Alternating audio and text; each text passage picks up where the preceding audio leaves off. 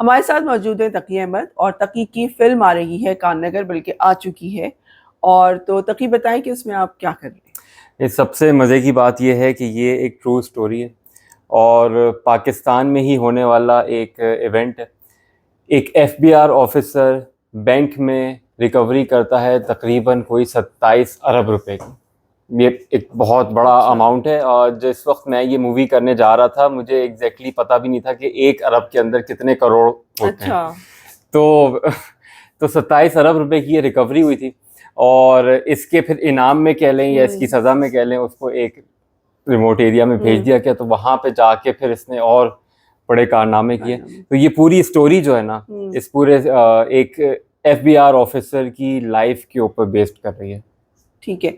तो जब आपने ये एक इस तरह के जो किरदार होते हैं ना, कोई ऑफिसर बनना या कोई एक ऐसा पर्टिकुलर इदारे के साथ काम करना, तो उसके लिए एक बड़ा आपको पढ़ना पड़ता है, चीज़ें जाननी पड़ती हैं। तो आपने क्या इसके लिए किया, किसी की केस स्टडी की कुछ? अच्छा, सबसे अच्छी बात ये है कि ये किसी इदारे से बनी हुई प्रोडक्ट हम्म। नहीं है। अच्छा। ये आप इसको देख के ये नहीं कह सकते कि यार ये फलां इदारे से बनी है तो फिर इसमें सिर्फ उस इदारे की अच्छा। तारीफ़ें हैं।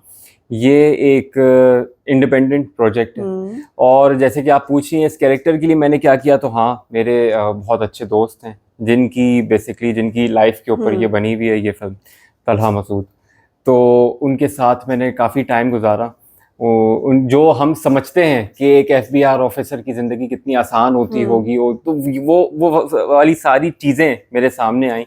वो वाली सारी प्रॉब्लम्स जो हम्म। उनको फेस करनी पड़ती हैं और उनको किस तरह टैकल करते हैं, तो वो देख के मैंने बहुत कुछ सीखा। ठीक है।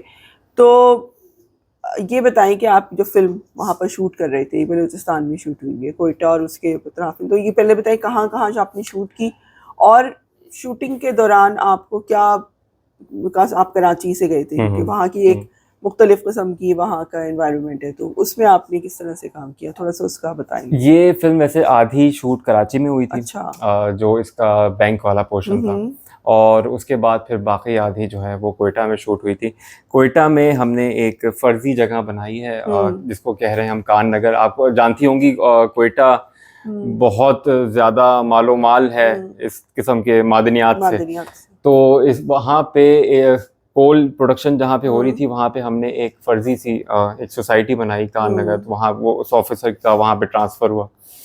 वहाँ पे ये पूरी शूट हुई। कोयटा के बारे में जैसे कि आप जानती होंगी, वहाँ के पहाड़ों का जो स्ट्रक्चर है हम्म। वो शायद ही पूरी दुनिया में कहीं हो। तो आपको सिनेमेटोग्राफी इस मूवी में हम्म। बहुत कमाल की देखने वाली है। अच्छा। अच्छा, ये बताएं, आप जब वहाँ पर गए, वहाँ कोयले की आपने कहा जहाँ प्रोडक्शन हो रही थी, तो वहाँ कोयले की कानें भी होंगी और जो कोयला भी निकल के आ रहा था, तो वो कितना मुश्किल था आपके लिए वो सब, या? हम तो सिर्फ देखने गए थे ना। हाँ। मैं आपको सबसे मज़े की बात बताऊं, मज़े की बात तो नहीं, हम्म। बहुत ही अफसोस वाली बात है।